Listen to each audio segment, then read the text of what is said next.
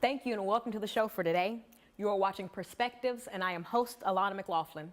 This morning on the show I have a continuation of a conversation that I started with Destiny Highland and her father David Highland titled Fellowship Through Cosmetology.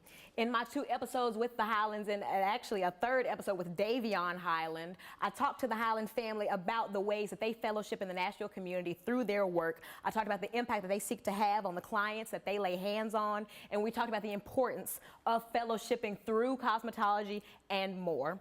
In this episode, in this 4th edition of Fellowshipping Through Cosmetology, I have Miss Nicke Smith here discussing her background, education, her career, and ultimately the impact that she seeks to leave on Nashville communities through her work. Miss Nicke, I just want to thank you this morning for just sharing some time with me. Thank you. Thank you. I'm glad to be here for sure. In this first segment, I want to talk about baby Nicke years. Set up for me kind of what childhood looked like, who was in the house, what were you interested in as that child, that baby kind of Nicke? Yeah. So I'll just start by saying that I was adopted at 7, but I was adopted into family, so I didn't have to deal with like foster care or anything like that. But with me being adopted into family, I had the opportunity to be around a lot of aunties that done hair, a lot of cousins that done hair. So that and all just kind of like inspired me to get started.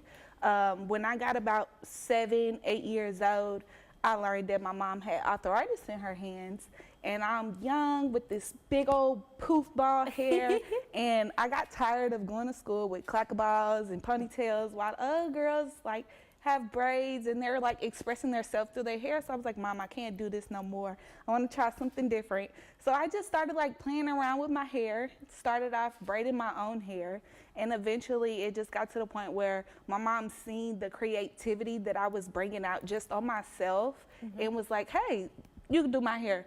You do your little sister hair. You do your little cousin hair. You do this person hair. You do that person hair. And just progressing from that, I just continued to do it, and I felt more and more love for it. I just love the fact of knowing that everybody's texture hair is not the same. Everybody doesn't have to use the same products, and just all of that and all, it's like it grew in me, and that's just something that I loved.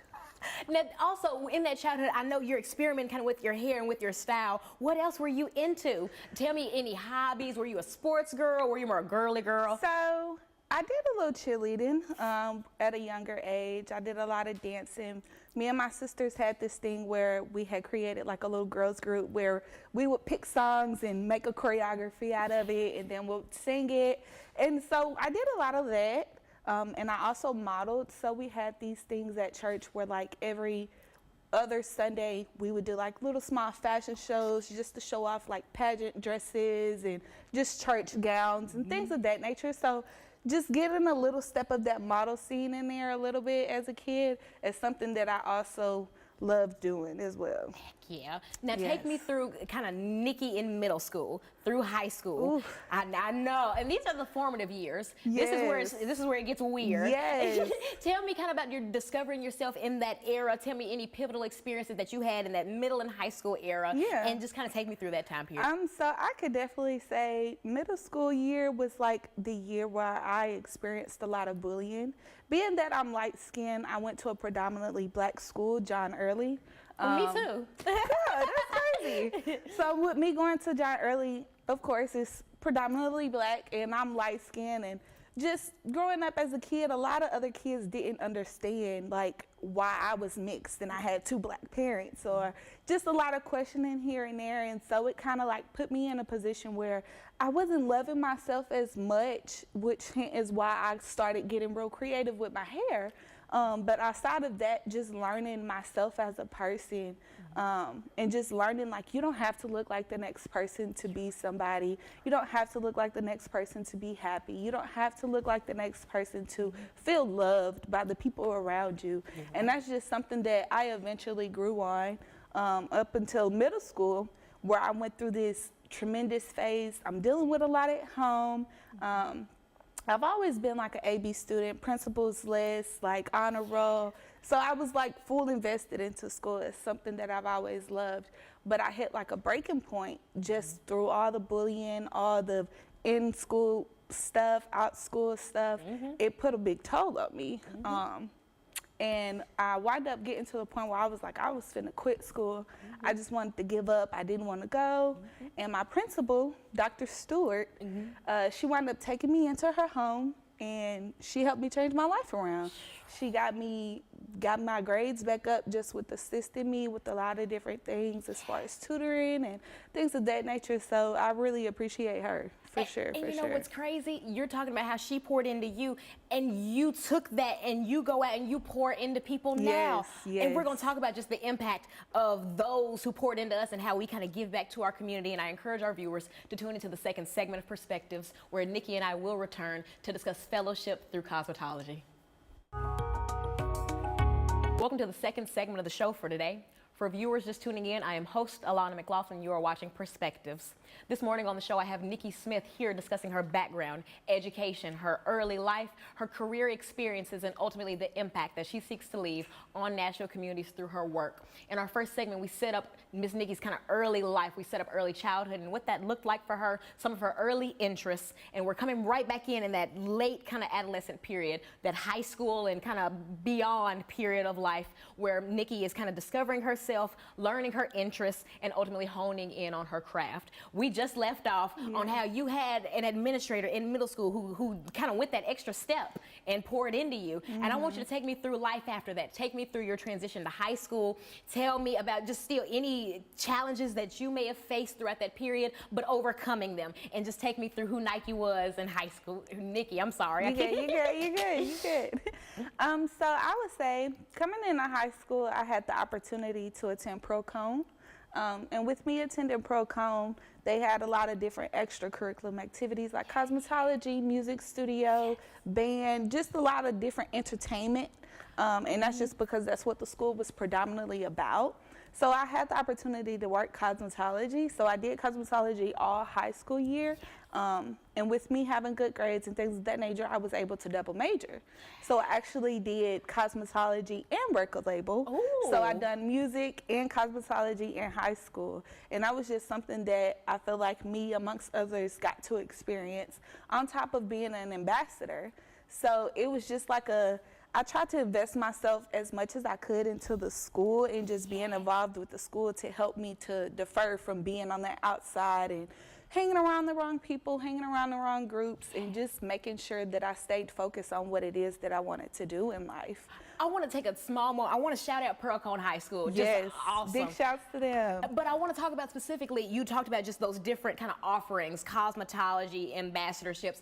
Tell me about that. I went to the National School of Arts. Okay. So we really didn't have, we had conservatories, you know, your music, whatever, but not so much the cosmetology or like financial kind of those academies. Yeah. We didn't have, and I want you to tell me about when you got to Pearl, how did they discover kind of which pathway you would go on? Did you get to pick it? And what were the offerings? So coming in ninth grade year, they did a thing where like each quarter they would put you in a certain, whether it was broadcasting, cosmetology, of course guys wouldn't be in the cosmetology class, but the girls, broadcasting, cosmetology, band, and then record label industry. So they kind of like each quarter they transitioned you to a different class just so you can kind of get the experience and see what it was about and if you liked it or if it was something that you was interested in. So going in the 10th grade year, you got to kind of like pick where you wanted to go. So me having a love for music and having a love for cosmetology, I was like, okay, well, can we work something out? Like, can I do cosmetology and record label? And so I took a lot of honor classes in high school. I took a lot of AP classes, so my skill level was a little more advanced than others, so I had the ability to have a little flexibility with my schedule, which is why I was able to do cosmetology and record label. And just having that opportunity to do that, I feel like it kind of like opened my mind to a lot of different things.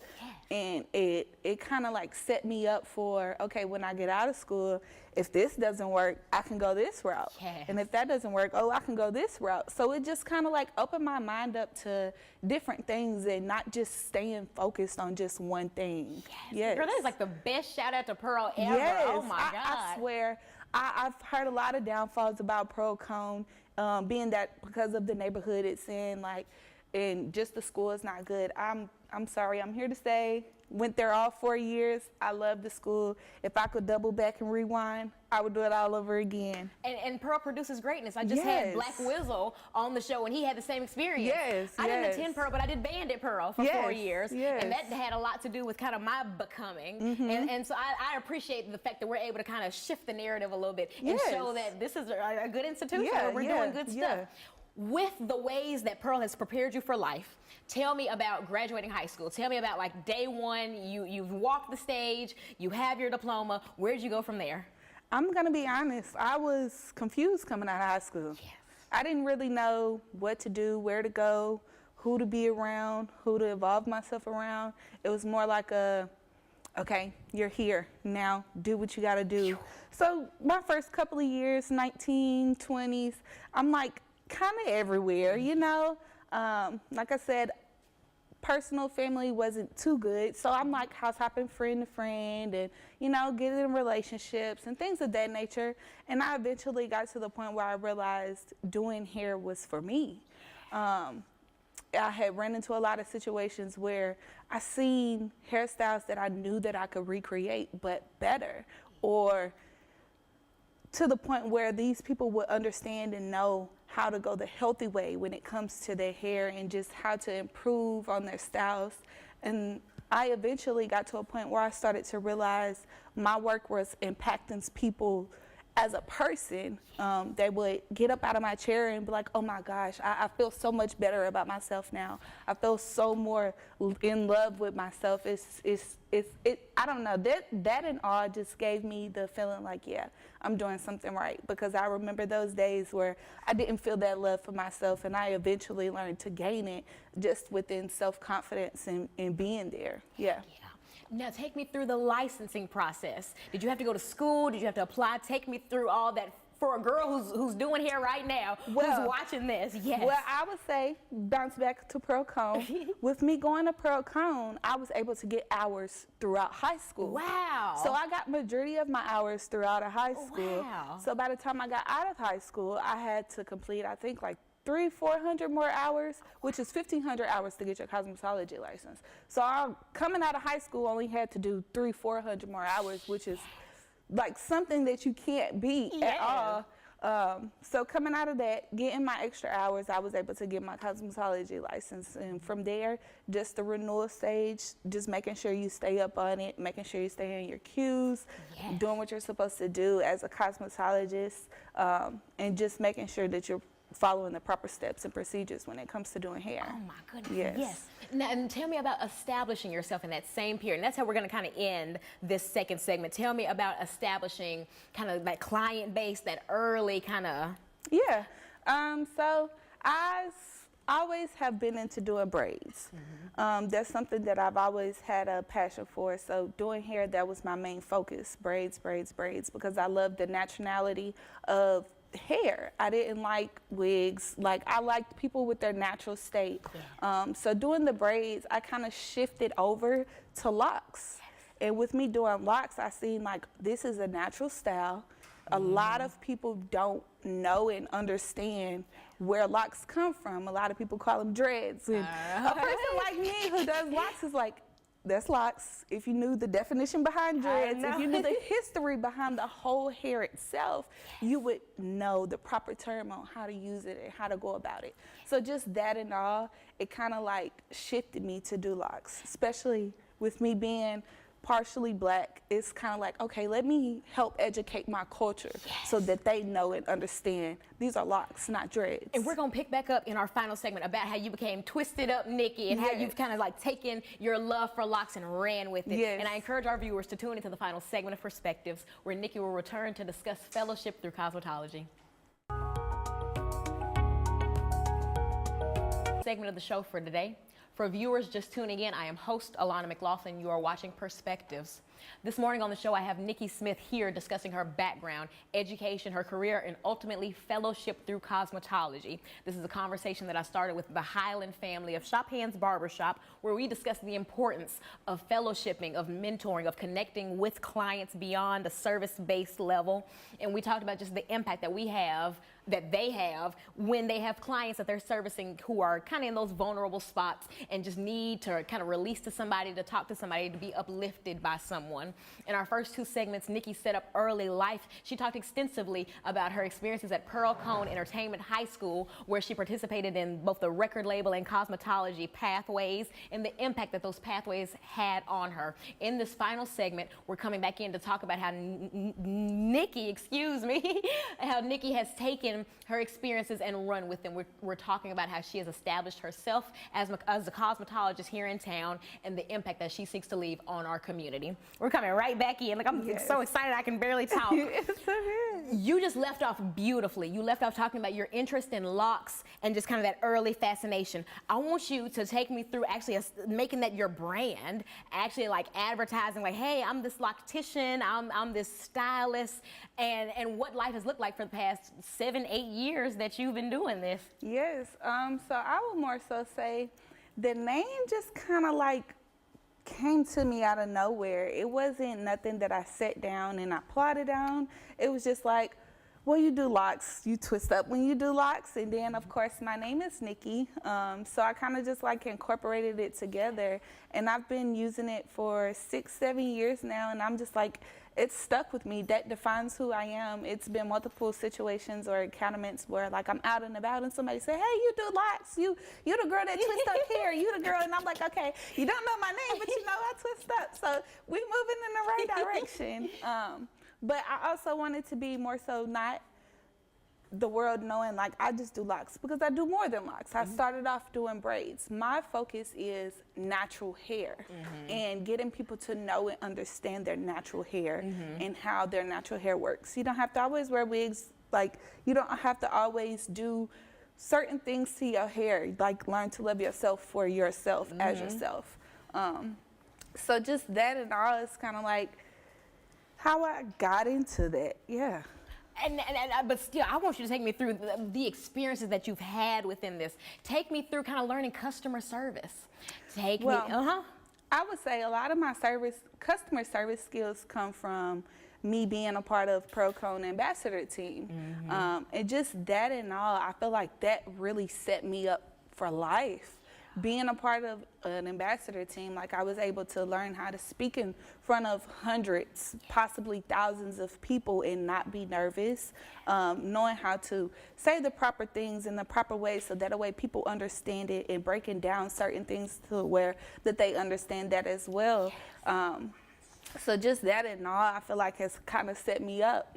And then coming out of high school, getting the jobs that I had, it kind of like helped me out in a lot of different ways, and running into different encounterments on just a natural level outside of doing hair. It kind of like, okay, let me take this back to the studio and incorporate it to my own and work it with my own customers that I'm using for there. And also, like with me being a hairstylist, I do go to other hairstylists as well. So just picking up and piggybacking off of other hairstylists and kind of learning what they do and how they do it, how they go about certain things, and just like reflecting that for myself and using it in my own hands. Yeah. Yes. Specifically with natural hair, and I've been thinking about this since you said that was kind of like your niche, your specialty. Tell me about kind of embracing your clients, helping them feel comfortable with their natural hair. Yeah. I know that, and you've kind of mentioned this throughout the episode, we're living in a day and age where natural is not really in. What's in is the bust down, the frontal, the closure, the wig, and all that stuff is beautiful and it's cool, but it can be pretty damaging. Yeah. Chemically, heat-wise, that tension, it's just not for everybody. Even me personally, I went years and years with sew-ins and frontals, and I didn't have edges by the time I was in like high school. Yeah. So having to kind of return to my natural state, it took a lot of learning, a lot of loving, and it was kind of uncomfortable. Even today, I'm like good and grown and have kind of had my signature style forever, but I still kind of feel like, should I put this wig on? Like I kind of might need a wig. And I think it's been so ingrained in us that this isn't okay, Our curls should be braided down and straightened and cut and dyed. And it's just really encouraging to hear a stylist, someone who's in the chair, who has the power, because a lot of times the stylists are the one who say like, "Oh, girl, you sure you don't want to? You sure you don't want to sew in? You don't want a quick weave?" I'm like, "I just want a silk press." See, I could say one thing that I've learned that's different between me and other hairstylists is I don't really care too much about the financial aspect of when it comes to doing a person's hair. My goal is to make sure that when you get up out of my chair, you're loving your style and you're loving yourself because of what you just done. But also, two, you become educated on your hair, whether it's you hopping out of my chair knowing, okay, I need to wait a couple of more months, or I need to use this product, I need to use this oil from the time being so I can achieve what it is that I'm looking for when it comes to my hair. And that's just one of the biggest things that I try to like endure onto every client that I have. For example, I had a client who came last week, and we had previously had conversations about her cutting off her locks and wanting to put a new fresh set of locks into her head. And I'm like, how about you come sit down with me? We can talk about it. We can see what we can do and what's best for you to make sure that you're making the right decision when it comes to your hair. So by the time she came to me, I evaluated her hair and we did a consultation, and I just told her like, hey, let's try this and see if this works better for you. And if it doesn't, then we can go the other option. So proceeded with the service. By the time I was done, she was like, oh my God, I feel so much better on the inside than I do, you feel me, that I did before. And I was just like, that's good. We're one step closer to what you're looking for. And sometimes I feel like people need to know and understand it takes time to get what you're looking for. It's not something that's going to happen overnight unless you're going to the quick weaves and the sew-ins. You know, when you're going that route, that's the quicker route. But when it comes to natural hair, you want to do the right proper steps and actually take the time to learn and understand your hair for what it is. Because like I said, everybody's hair is not the same. My texture is not the same as your texture, or that person's texture is not the same as that person's texture. So it's just like, everybody's hair follicles are different, and you have to know and understand that, and you have to find what's best for you. You know, I thank you for like opening up this conversation, because I think that this is something that really needs to be said, especially just promoting kind of our natural styles. This is gonna be so random. I just got done watching Love Island, like half of America, and two of the main islanders or bombshells that were black women had braids. And I looked at that and I watched all season. I was like, God, I can't remember the last time I saw like a hit show where the like lead females have braids. And I was just like, God, we are really like kind of moving in a different direction, kind of as a culture, as a pop culture, as a people. We're kind of moving in the right steps to where that acceptance of being different, everything doesn't have to be, like you said, the wig and the quick weave. Just kind of, it's okay to be you. You said that in our first segment, and that's kind of stayed with me, but it is okay to be you. And Nicke, I just want to thank you. I want to thank you for your time and for your story. I know your Instagram is 61V and then underscore and then Nicke. And that's how people can kind of connect with you further. And I'm going to include some of your links with this episode. But I just want to thank you for the work that you do, for the smile that you've brought into the studio, and just for the impact you've had on Nashville. Alana, I want to thank you for just allowing me to come on the show and just to talk with you and just kind of educate the people a little bit about what it comes to when it comes to being a cosmetologist. You're right. And I appreciate you for just giving me some time. Thank you. And to our viewers, thank you for just one more opportunity to share a perspective. Good morning.